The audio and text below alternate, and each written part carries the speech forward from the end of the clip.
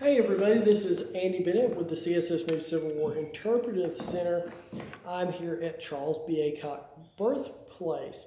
In a previous video, we talked about the Union role in the history of the birthplace.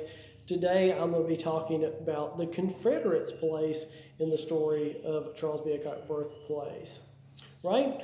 Charles had three brothers that served in the Confederate Army. Francis and James both served in partisan ranger units that would later become regular North Carolina cavalry units. That force was involved in the attempted retaking of Washington and New Bern by D.H. Hill. Also, they would be transferred to the Army in Northern Virginia, where they'd operate in the Bermuda Hundreds area, trying to repulse the Army of James' advance on Richmond.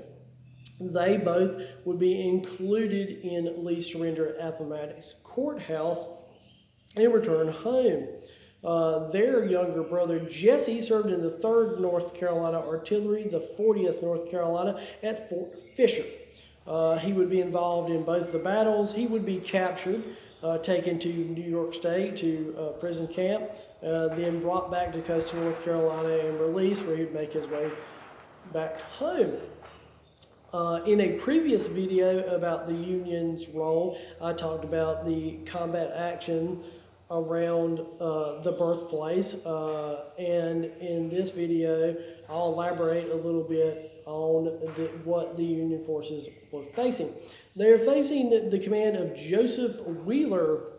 He's had 7,000 troopers roughly in the area of what is now Pikeville, Fremont, and Black Creek. His state base of operation was Black Creek Station, the town of Black Creek now, because it had a telegraph office where he could wire back to Joseph Johnson in Smithfield and later in Raleigh, and also contact Richmond about what to do. It was a blocking force. They did not know if Sherman's army was going to move further north or not, so they're there as a blocking force.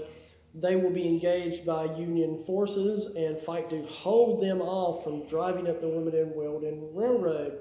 What they were using was superior firepower in the swampy terrain to stop this infantry of what would be the 15th Corps from advancing. Here I've got the typical 12-gauge double-barrel shotgun favored by the Confederates. Cavalrymen, sometimes it was cut off for easier handling. They did have access to Confederate-made and Union-captured carbines and repeating rifles. They also carried smaller versions of muskets, but the classic favorite weapon is the revolver. They here have a Confederate copy brass 1851 Army revolver. They try to carry as many revolvers as possible so they can put out as much firepower as possible. It's that swampy terrain of superior firepower that slows down the 15th Corps from advancing north.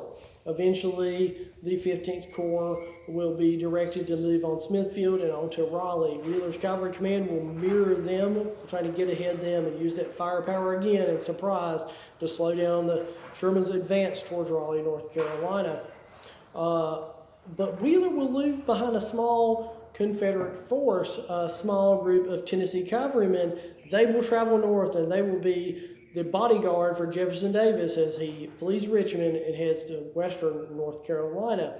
So that small connection to Civil War history, the Aycock family, and this area of eastern North Carolina. Hopefully you've enjoyed this video. In the previous video, I suggest you go watch the first one, learn a little background on what led up to the engagement between federal forces and Confederates in this area. As always, check out videos for our state historic sites on Facebook, YouTube, and Instagram.